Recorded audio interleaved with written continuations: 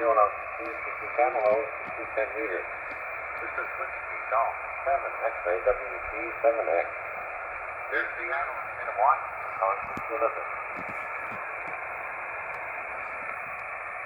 Kilo Delta 9 Quebec Foxtrot Charlie.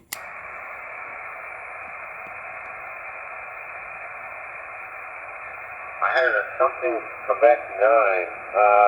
Not very loud. Let's try again. WT7X, over. Kilo Delta 9 Quebec Foxtrot Charlie. McDill AFB. Okay, came off quite a bit that time. So good afternoon. My name is Gary, and I'm located in beautiful downtown Lakewood, Washington, about 40 miles south of Seattle. Go ahead. Hello, Gary. My name is John. This is actually my first transmission on 10 meters ever. So you are my first contact on 10 meters. Over. Oh, no kidding. Well done. Welcome to 10 meters. Great man. Oh, crazy sometimes. And it is up and down by that sometimes also. Okay, well, like I said, have you been a ham for long? I've had my technician for about 2 years, but I'm studying for my general currently, and I have my radio set up. So I'm just getting on 10 meters in the bands that I'm allowed, and whenever I get my general, I'll upgrade. No kidding. Did you say Don or John? John, Juliet, Oscar, November. Okay, thanks, Don. Let's figure that out. Well, you're doing fine. The thing is, the band's kind of wacky. It goes up and down quite a bit. I've got earphones on and copy it. Well, congratulations on getting on 10 meters. It's a lot of fun. This is a very interesting band. I've been doing this for a lot longer than you. And I like 10 meters even to this day because it is kind of wacky tobacco sometimes. What kind of equipment you run over there? I'm currently in southern Indiana, and I've just been listening for the past maybe, 30 minutes, just trying to find some stations. I've found some from Barcelona, one from Namibia, and another from Madrid. So you're right, it is kind of wacky. I tried tuning back into them, and it seems that I lost them. So I turned into you, and you're giving about a 5.3 maybe 5. It's just barely peaking my S meter. Oh gosh, anyway, I think you said you run about 5 watts and doing QRP then, huh? Well, I'm running a ICOM IC-7000 on a 12 volt 15 amp battery out of my garage. I got a inverted V dipole that I made for maybe $10, watching some YouTube videos, and I think I'm running maybe 30 watts right now. So so far it seems to be working. It's working fine. I was in a bed. And again, 10 meters per square. That takes ICOM 7000, about 30 watts out to a dipole. Well, that's a good setup. It really is. I have 706 here. I haven't used it in a while. What I'm using right now is an ICOM 7610, the big brother to your radio. Yeah. And I'm running a little more than 30 watts. And I think it's peaking about 500-600 watts. I'm running a little ICOM 1010. And my instrument is an 80 meter doublet, which is a 80 meter dipole fed with ladder lines. And there's a balun in the basement, a tuner up here in the shack, and we're good to go. Go ahead. Cool. Yeah, like I said, this is the first time of me getting it out, so I've just been experimenting, and I don't have an antenna analyzer, so I just use the S meter on the radio to kind of, get my SWR just the way tuned up just as much as I could. So I'm surprised I'm reaching so many stations. Oh no, John, it's great. You're doing fine. Don't worry about it.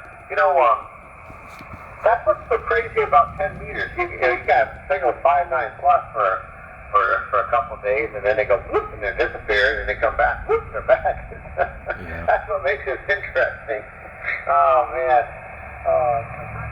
Because I remember the good old days. I started out on 10 meters also as a novice back in 1987. So you think I've been at it for a while.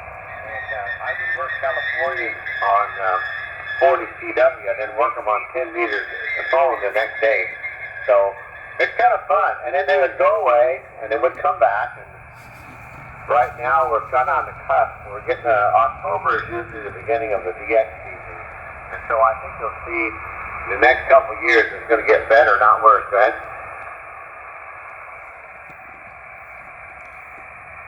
Yeah, that's kind of why I wanted to get on it. They said that, the sun cycle is good for maybe another year or so. So that's one of the reasons why I'm studying for general, is so that way I can, maybe get on a different band for what, in the next couple years, whenever the peak opportunity has gone away and I don't have to wait for another 10, 11 years for it to come back.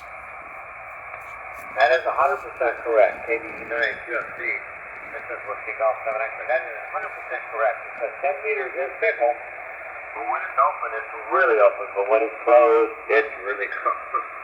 No amount of power in the world is going to get you further, much further down the road, a couple blocks on 10 meters when the band's not open. But yeah, once you get that general, you'll have access to all the HF bands. There's 9 of them. And actually, there's one right below us here on 12. 24 meg, and of course there's 15 meters at 21 and so on and so forth. But yeah, it gives you a lot more options. When one band goes away, go somewhere else and talk to somebody else somewhere else. And it's really good. But yeah, 80 meters is for local stuff during the day, and it's pretty good for DX at night. It's just, there's so much opportunity out there, guys.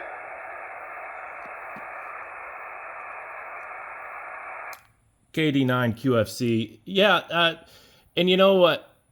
Like I said, I don't have I'm looking for one of those Chameleon MCOM 3s. It's kind of like an all band antenna. I'm running kind of mobile. Actually, I'm more interested in running out of a backpack and kind of setting up everywhere. I'm waiting on it's kind of a cheap little fishing pole that you put up in the air for your dipole antenna. So right now I'm sitting in my garage. Like I said, I'm hooked up to a battery, and I got a coax cable out to my flagpole, and it's probably, I don't know, 15 feet up in the air, and so yeah, I mean, it seems to be working all right. But again, that's really a 10 meters. Minimum station gets you on the air. Well, like I said, I remember the good old days when everything was new. It's been interesting. So I was working this weekend. We had a radio teletype contest, and 10 meters was working very nicely. I put the 60 or 70 in the box on 10 meters alone. And that was a really good indicator that the band is really going to pick up, right?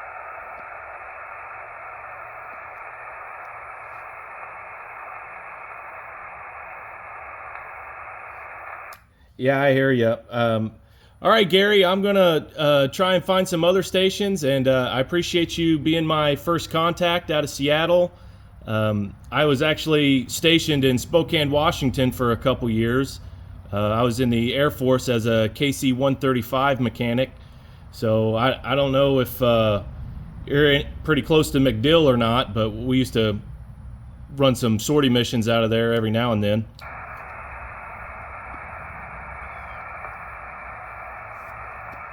Okay, you could have faded out there at the end, John. So listen, I'll tell you what, if you need a car, better raise your first 10 meter contact. I'm good on QRZ.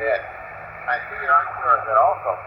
So if you look me up and the very first thing on the page says I don't QSL, you can ignore that. I do respond to the ones that people send me. I just don't send many out these days. But anyways, that'd be kind of cool if you want to remember a card.